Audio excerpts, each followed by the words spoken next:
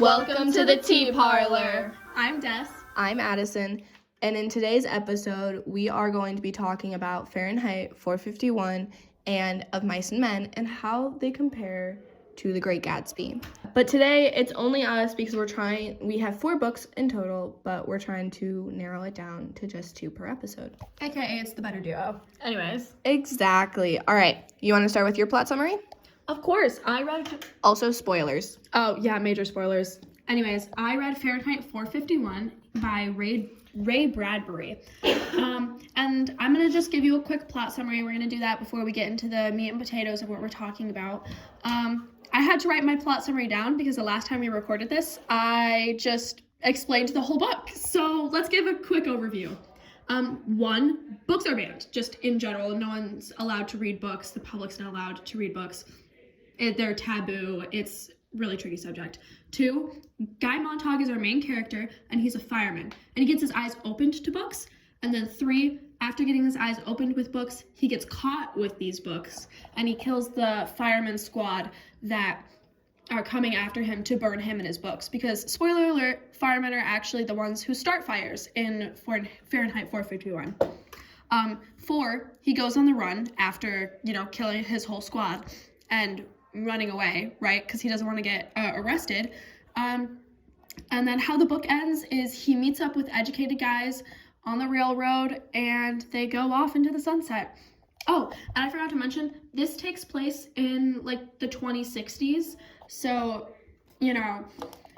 that's its own thing. Yeah, and now we're going to go on to Of Mice and Men. All right, so I read Mice and Men, and my plot summary is, Mice and Men by John Steinbeck. Sorry. Anyway, and it starts, we're following these 2 guys, George and Lenny, and these are probably 40, 50, Well, fair warning, lots of racism in this book. It's probably late 19th century or early 20th century. And they're kind of in the Wild West. They're walking, they're going places, and then they're on their way to Curly's house, and Lenny picks up a dog. Anyway, and now we're following Lenny, and he's in a barn, and he's scooping hay and stuff. He ends up killing the dog, and he's always told to stay away from Curly's wife, which is where they're staying. Mm-hmm. Well, Curly's wife actually goes in and is trying to almost have a relationship, have an affair with Lenny, and he's like, no. Which is a whole nother level of gross, because Lenny is mentally at the age of 4 and 5. Okay, continuing on, ends up accidentally killing her with the tool he's using. So we continue on, and Curly's like, I'm gonna kill this guy because he killed my wife. So Lenny is running to the river because that's where he's always told to go if he gets lost. Mm-hmm. Well, George is back at the house and is like, I'll help you look for him. And George doesn't want Curly's wrath to go over Lenny. So he goes to the river and he finds Lenny sitting there. And he kind of goes up behind him and is talking to him, but then ends up pulling out his pistol and shooting Lenny in the back of the head. And that is where the story ends.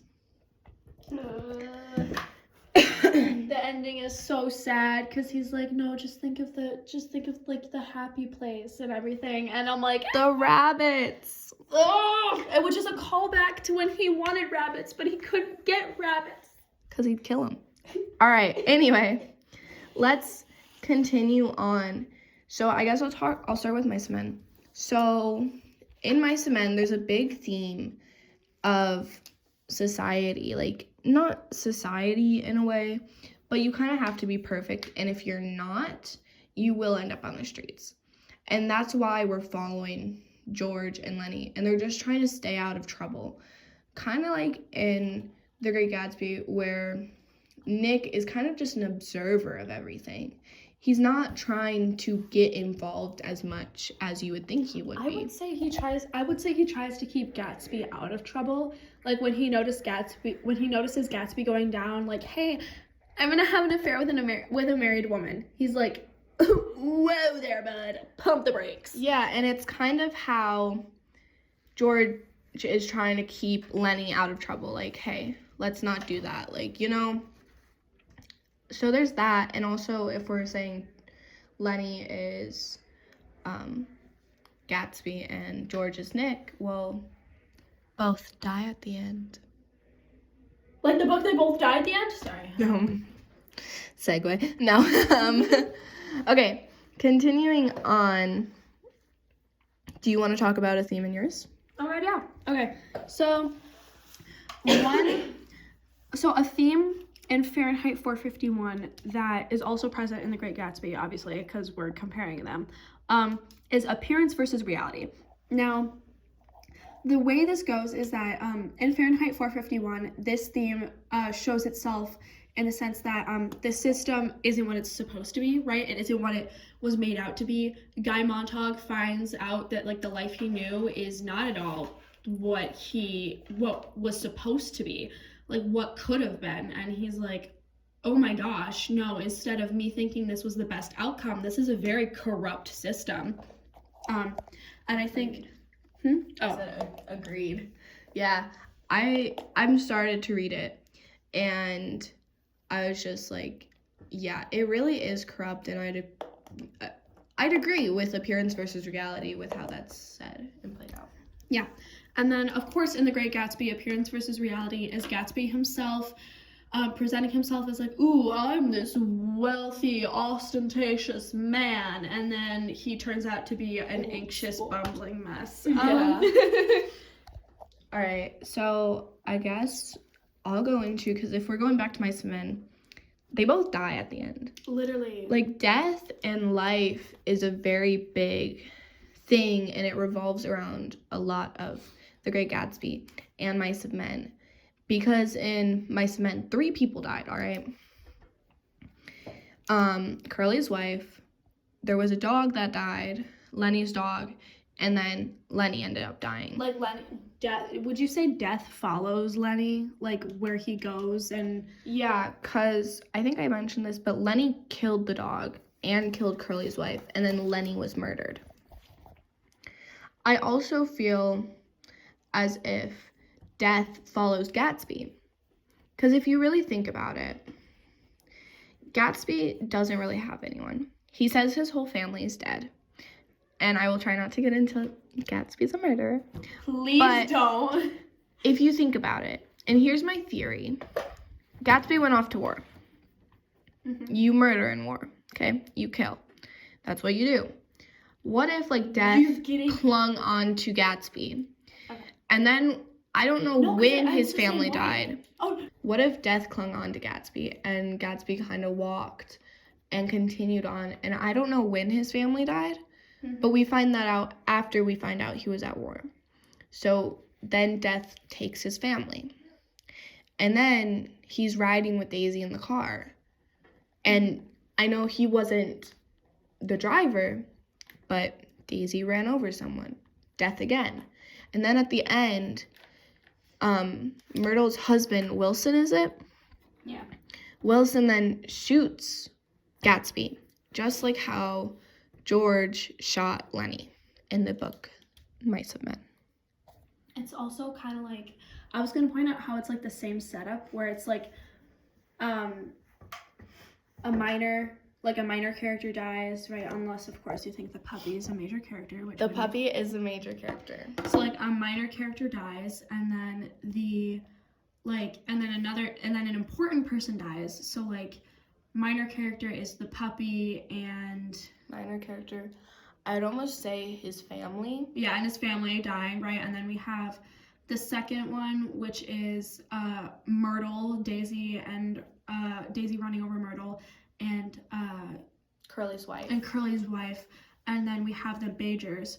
We have the main characters, like the Majors, where we have Gatsby and Lenny both getting shot, like from the back too. Yeah. So like that's an interesting parallel.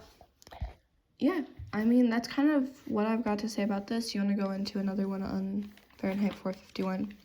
We only have like four things to talk. We only have like four things to talk about, and one of them isn't even set in stone. Well, because I wanted to see if we could connect the supplemental texts to each other. Oh yeah. Okay. Sorry, in case you're like, wow, Des, you sound really weird. I'm kind of congested, but we're gonna do it. The sound of coughing in the background. I've been coughing this whole time. I'm gonna try and cut it out, y'all.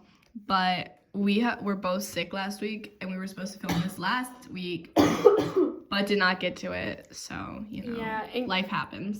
You can hear the sounds of the sickly. Sorry if that triggers you guys.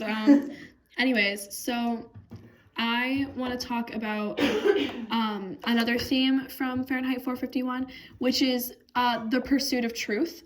Right? Like, you're trying to find the truth. You're trying to find out what happened, what's going on, right? Yeah, do you want to talk? Okay, sorry. No. I have something, when you get to Gatsby, I have something for Gatsby. Yeah, because, like, with the whole, like, pursuit of truth, Nick wants the truth when it comes to Gatsby and what's happening. He's like, dude, just tell me what's going on. What happened? Also, Gatsby wants the truth because he's trying to push Daisy into being like, hey, she never loved you. Like, just tell the truth. But then Daisy's like, well, that's not entirely true. So then he's trying to push Daisy into being like, hey, what happened? Like, do you love me? Do you love Tom? Who do you love? Mm-hmm. And then she gets all like, I don't know. You would think you would choose the man you're married to because he's rich, but whatever. Do we remember the night before the wedding? Oh, okay, well, yeah. And in that same night before the wedding, Gatsby's like, I'm penniless. I'm actually broke. LOL. Anyways, but in Fahrenheit 451, the way this theme presents itself is getting over the fear of books and pursue the truth. Just get over it and figure out what's going on, what part of the system is and isn't true, and how that goes into each other. Also, in a lot of, like, I don't want to go religious here, but religious a little. In a lot of religions, they have the truth written down. Like the Bible, the Quran, the Torah, all of those. So it could be something similar to that. Yeah. No, I'm a sucker for some religious illusions. I'm like, ooh, wow, we're connecting this to my religious trauma? How wonderful. Anyways, so, okay. I think have we talked about, like, themes? I feel like there might be more themes, but... Yeah. Oh, there's probably more themes. So if we want to go on and move on to how Mice and Men might be similar to Fahrenheit 451, because we talked about 4 things connected to Great Gatsby, we can talk about 1 or 2. Yeah, and I think we should have, like, a question, like, questions about, like, the book, because I have one for Of Mice and Men, and it's actually... Let's just do a Q&A instead of trying to connect them. That'd be fun. No, that'd be so much fun. Oh my gosh. Okay, so you write down... Q&A time. Sorry, I had to say that. Oh my gosh, okay. No, we're getting the tea of each other's books. Yes, spill the tea, Des. Oh my gosh, of course, I'll be spilling the tea. All right, so you write down your questions you have for me. I'm just going to have to pop them out of my head because I don't have any on top. Okay, so I have a question about Curly's wife, and it's pretty deep. Trigger warning for pedophilia, I guess. Would you say Curly's wife is a pedophile considering she's attracted to a man that's mentally the age of 4? Okay, that's... I know that's a loaded question, but... That's loaded. Okay, so here's the thing, though. We're not introduced to Curly's wife until Mice and Men is 108 pages. We're not introduced to Curly's wife until probably page 60. So we don't know her. Well, yeah, I'm just saying there's the No. signs. Yeah. She's probably only written about a total of a handful of sentences. Mm-hmm. So we don't know much on her. I wouldn't go to pedophilia because there's no children. Like, children aren't mentioned maybe once, maybe twice, but it's not in the forefront. So I would almost say, could we say she's... I still think that it's morally wrong. It is. Even if it's not to the extent of pedophilic, right? Because it's one isolated incident that we don't know the rest of her character. I still do think it would be taking advantage of someone, because like he's mentally the age of 5 and everyone else knows it, and everyone knows that Curly's wife is attracted to this for some reason. It's like, hey, don't be alone with her, and to me that kind of read as like, don't be alone with her, she's gonna take advantage of you, but they didn't want to tell him that because obviously he wouldn't take the news well. I did not see it that way, but I can see where that's coming from. I would definitely say she likes to jump around from man to man. Okay, promiscuous. Yeah, she's you know. So I guess she's got her husband, but she's not fulfilled. Yeah, she's not fulfilled. Thank you. Yeah, of course. So okay, I guess I'll ask a question on Fahrenheit 451. So I've started it, so I might pull something from the beginning. No, so that's okay. Anyway, so he keeps mentioning an eye. Yeah. Like someone's watching him. How I read it was like it was the books. Because like I didn't know where the books were, but you told me the books were in the vent, and he keeps saying that something in the vent. He keeps referring to that. Would you say like he thinks the books are watching him, or if it's some kind of like guilt tearing at him? Okay, so I think it definitely could be reference to that. Is it mentioned whenever he's in the house? Yes, only in the house. Okay, is it mentioned like talking from the other room, or does it mention like green eyes staring at him? Yeah. Why? Because if it's the green eyes, it's the hound, and the hound sniffs out like books. Some of the time it's green eyes, some of the time it's just eyes. Yeah, if it's okay, so the thing about that actually is a very like that's a motif, I would say, in Fahrenheit 451, because it just keeps Just keeps coming up. It just keeps getting brought up. My bad, guys. Gotta get my head out of the gutter. Anyways, okay, you know, we're living, we're laughing, we're loving. I'll just cut that part out. Anyways, okay, so eyes are a very big part of Fahrenheit 451. Eyes are present pretty much all the time. Sorry, I thought my phone was dead for a second. Anyways, Fahrenheit 451 is very big on eyes. You have the hound, which is watching him is watching him because the hound can tell that there's books. In my opinion, the hound can tell there's books with Guy. The hound just doesn't have enough, like it just hasn't seen it, so its code can't activate protocol. The thing about the hound is that it transcends both organelles, like, oh my god, it transcends carbon-based organisms and robots. Like, it's above both of those. It's a weird Frankenstein-y mesh of the both of them. That's strange.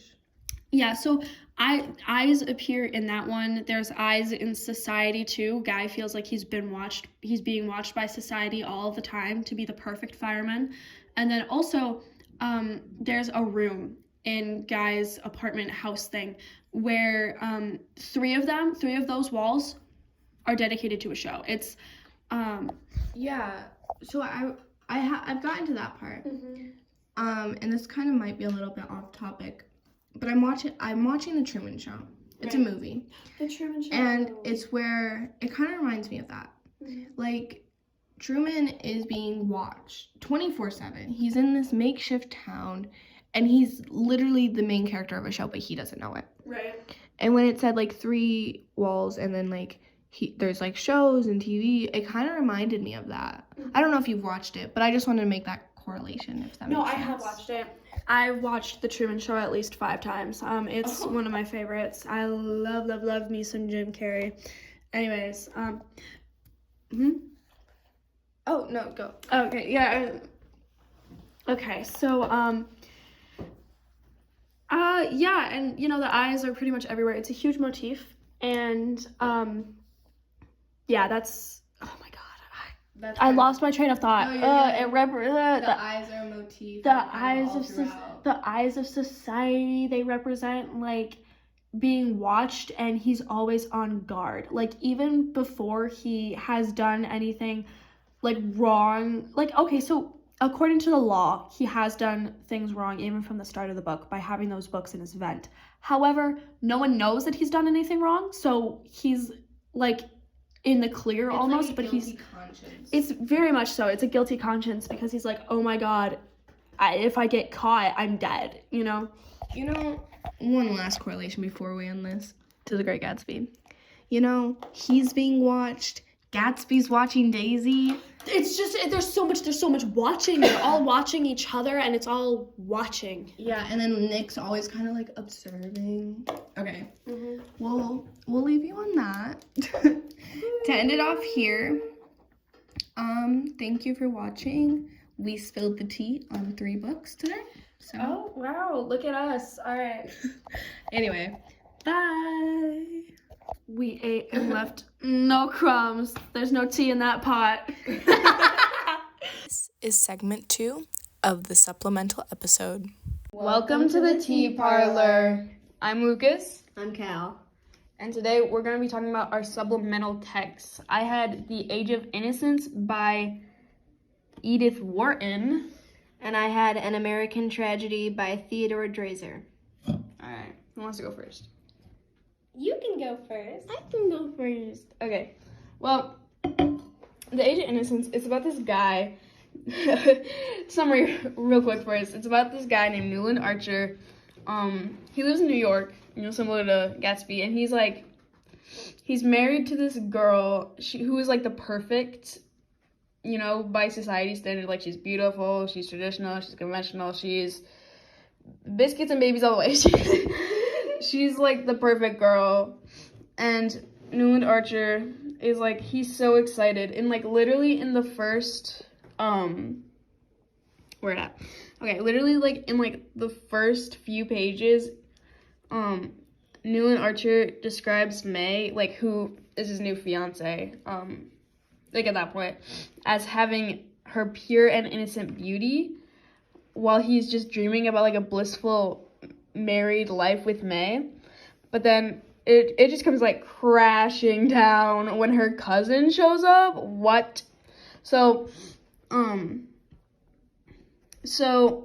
May, who is Newland Archer's fiance, she has a cousin named Countess Olenska, I'm pretty sure. And Olenska, her marriage like fell through, so she like moved upstate to like New York, and she's living in their like apartment or like their house. Like at that point in the beginning of the story and stuff, it's like showing that like her marriage fell through, so she's gonna be staying with Newland Archer and May, and Archie's not so happy about that. He's like, dude, Olenska's the black sheep of her family, like, she's not conventional. She's not good enough, you know? That's crazy. He's a hater. But then, like, they get home and, like, he's having more feelings about it. He's like, ooh, let me get that Count Ussy. Like, let me get that Count Ussy. That's crazy. Yeah. No, because, like, Newland Archer starts being like, oh my gosh, why is my fiance's cousin so hot? And like he like starts like ooh la laing her, and it's just like, it's whatever. American Tragedy, go. Okay, so my book is about the illusion of the American dream and how different the reality is. And the author, Dreiser, he shows how the pressures of society towards financial success and the protagonist's own irresistible urges drive him to his own destruction. This book was banned. Wonder why? That's crazy. It says the novel was banned for its objectionable elements of abortion and sexual promiscuity. Ooh. Promiscuous guy. But it's about Clyde Griffith and this dude Clyde Griffith, and he's trying to find like jobs and stuff. It's not really going well. He hates his situation, but he can't really do a whole lot to change it. And he doesn't really particularly appreciate his parents' line of work, which happens to be like religion and trying to get people into their church and like harassing people for church. Yeah, kind of. And he's trying to make a life for himself because his family's always been poor. They've always been in poverty, and he's really just trying to like make money and live Gatsby and live as happily as possible. But he wants like material things. He wants to be able to have like expendable objects. And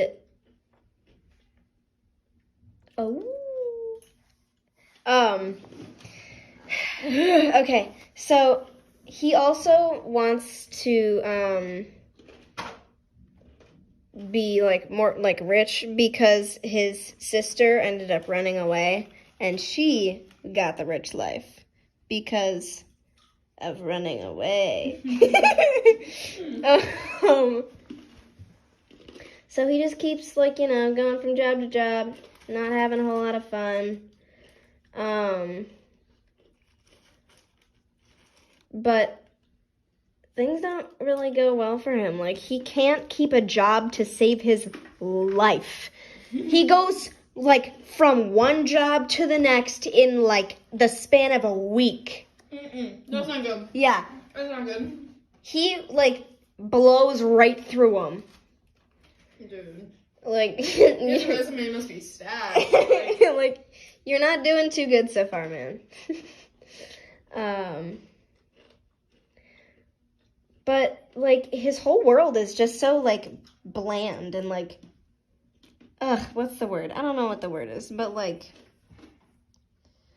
it's just sad. Basic? Yeah, it's, like, sad and basic, and, like, he doesn't have any fun. He works to live, but he's trying to work to have fun, and it's not working out for him.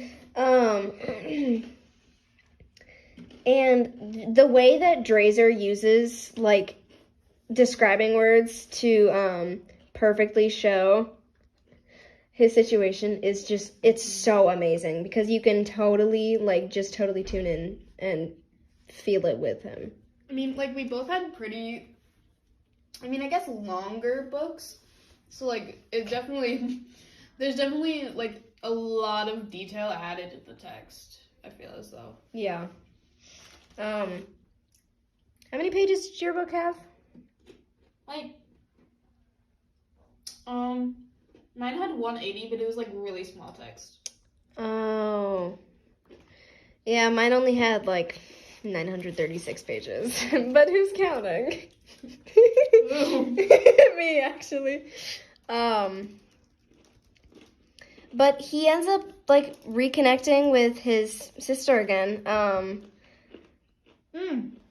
But they're, like, too different to end up, like, having the same situation because he wants what she has, but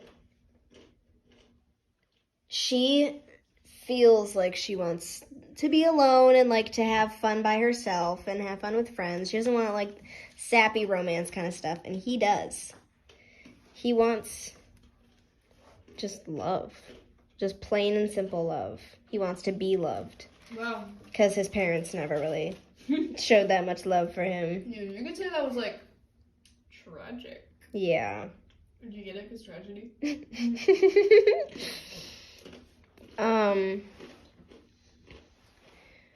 Age of Innocence has 364 pages. That's pretty good. That's pretty good.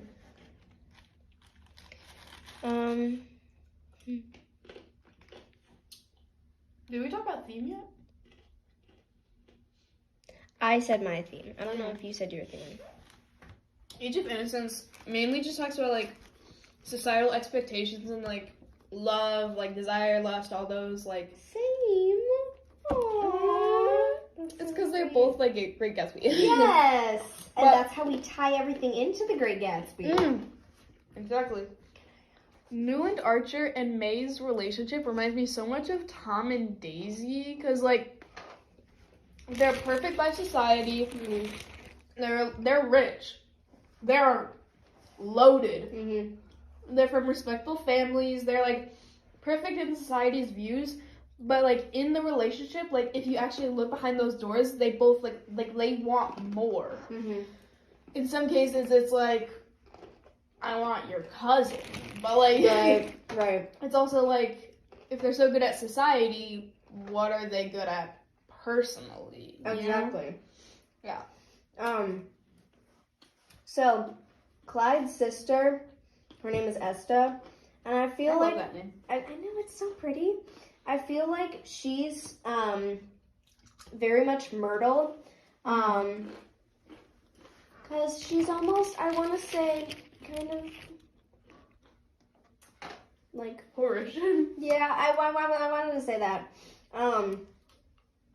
but oh god. Oh, promiscuous. Promiscuous, yeah. She's promiscuous. In this, I wrote down notes. In this line here, it says, he's ignorant of his sister's sexual victimization, yet he envisions pagan seductions of his own. So he's trying to get away from his parents' religious crap by going and doing sexual religious crap. Wonderful. You know what? Super fun. Each their own. To each their own. But yeah, so I feel like his sister's like kind of like a Myrtle-y, kind of like a prostitute, promiscuous girl. Oh my gosh. There's this guy. His name is like Julius, I think Buford. I don't know how to pronounce his name. It's like the beginning of Beautiful and like the end of Pillow Fort. So it's like Beaufort. So there's this character called like Julius Beaufort, and he's like literally identical to Gatsby. He's so wealthy, so handsome, so whatever. He's literally like Gatsby to a T in the way that society views him. Like there's not like a necessarily a tragic backstory to him, but like he literally like he throws these balls that everyone attends, and it's like it literally said in the book that like it's an event that no one can pass up. Like everyone goes to like Newland Archer literally said, thank God that Olenska didn't go to the ball because of how high society and how classy it is. And I'm like, oh Gatsby? That you? Gatsby? There's not really anyone that's like Gatsby in my book. America is. America is Gatsby. No, because everyone's just kind of like they're interesting, but in like a bland way. Yeah. Like, I don't know how to describe it. It just Like, feels mundane, but like weird. What do we have to go over next? Oh. Interesting fact. Age of Innocence was published in the 1920s. So like Same. Mine was 1925. oh, I think mine was just like 1920. I mean, like it's set in the like late 1800s, like 1870 maybe. Ooh. Yeah. But she published it in 1920, which is funny because Great Gatsby is set in 1920. I don't know when was it published.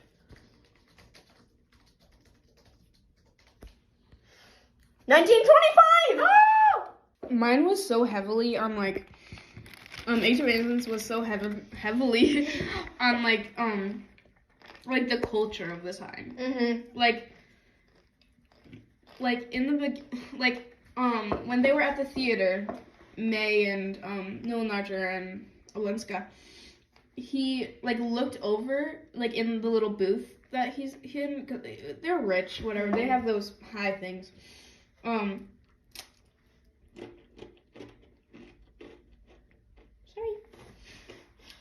But he looked over to his new fiance, and he saw that her cousin was there, and his mood soured. He was like, what is this black sheep doing here? She's gonna ruin the looks. So like he literally got up during like the performance, and like you could see that like him and May were like conversating with their eyes, and like it was clear that like she was like, it's okay, I know what this is gonna do to our society, but she's family, she has to stay with us, whatever. I mean, what type of narrator do you have? Like, define narrator. Like unreliable, liar, naif, madman. Yeah, American Tragedy was told in the third person. I mean, like, it's told, like, it follows, Newland Archer, so, like, it's like, what's it called? It, like, follows third person. And then, like, it occasionally switches to, like, omnipotent, which is, like, whacked up, but, like, whatever. She do she. What are the definitions of all the character thingies?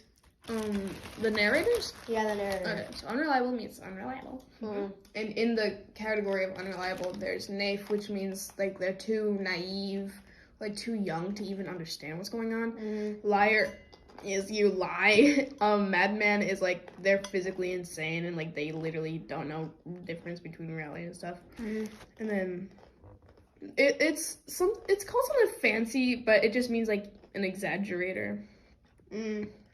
I think Kairos? Yeah, I think that. I think Newland Archer is like Kairos. Because, like, I think the same for this one. Yeah. Because, like, it's in his mind. And, like, you can read his thoughts and stuff. And, like, this is a man in the late 1800s. Yeah. He's not gonna be like, and then I hugged my wife. No, he's gonna be like, and then I hugged my beautiful wife who loves me so much. Yeah. Like, it's a little man. You're gonna exaggerate a little bit. Right. It's a little weird. Mine's pretty Exaggerated? Yeah, mine's pretty exaggerated, I want to say. Because, I mean, just with the wording that I was talking about earlier, like, there's no way that anyone would be able to come up with that kind of stuff, like, regularly. Like, a lot of it does seem exaggerated. Like, imagine if any of this story was true. Like, how would this actually play out? And it's pretty exaggerated. Like, it wouldn't play out like how it does in the book.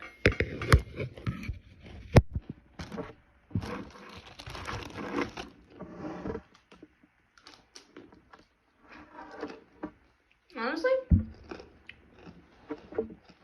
I love you, Edith, but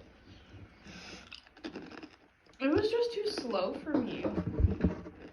Mine's so slow. Dude, you had 900 pages. More than that. It was so bad. I'm gonna say a 3 out of 5. If I had it on like 1.5 speed in my head, maybe. Yeah. I would say a 2 because it was really hard to get through. And I love the themes though and like the topics. yeah, that's really the only reason why I had a 2. Yeah. Everything else is just like, you suck, and then there's just. Dude, I'm a sucker for societal expectations. Me too. That's what drew me into this book. Yeah, same. Because I really wanted to explore what it was like in the 1920s versus now. And I feel like the societal differences are so, like, they're so different and so clean cut. apparent, And, like, man. yeah. It's crazy. And like, I originally chose Age of Innocence because I was like, oh, it's probably gonna touch on like women and like their role in society. Like I was like, oh, Age of Innocence, meaning like the period of time when women had to be innocent. I wonder how that's gonna roll into it. So I was like, oh, a man is narrating this. I was like, ugh, well, I guess whatever. Plus the cover's pretty. Yeah. When I like read the title American Tragedy, I was like, what is this gonna be about? Because at first I was like, oh, is this about like The crash of the stock market. Yeah, I was like, is this about like something really stupid or like something actually incredibly serious? And it ended up being both. Both. Ended up being both. Because, like, the smart aspects is, like, everyone was incredibly depressed because, like, It's just told too long. yeah, it was a hard time solely because there were so many drugs and there was so much going on in the streets and there were a lot of poor people and everyone was like, I need to be rich right now. And a bunch of people were like, no you don't. Just stay poor. Come do drugs with me. Is that set in 1920s?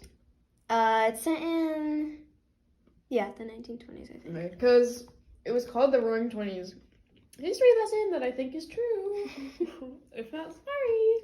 But in the 1920s, it was called like the Roaring Twenties because like so many people took like fake stock. Mm-hmm. And then like by the 1930s, everyone was like, dude, that stock is fake. So like they had to take the money back, and like it led to such a depression. Yeah. So it's literally, bro, the 1920s is literally just a curtain. Right? Yeah, because like especially with like World War One, because like America was literally the only country in the world that economically was better off because of it. Like France was destroyed. Yeah. Germany actually obliterated. Right. War guilt clause, the reparations, losing the. Sorry, we're in world history. LOL. LOL. It's not fun. Mm-mm. Mm-mm. Mm-mm. Yeah, mine's in the 1920s.